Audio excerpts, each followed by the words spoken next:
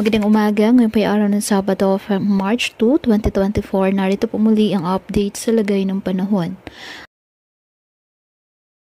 Ayon sa Pag-asa, northeast monsoon o amihan nakakaapekto sa northern Luzon, habang easterlies naman nakakaapekto sa nalalabing bahagi ng ating bansa.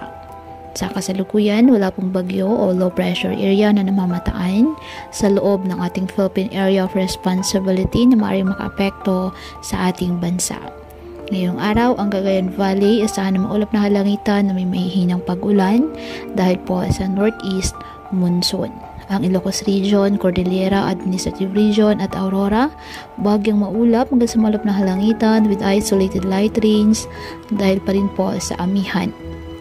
Ang nalalabing bahagi ng ating bansa kasama ng Metro Manila, apektado po ng easterlies at ng mga localized thunderstorms.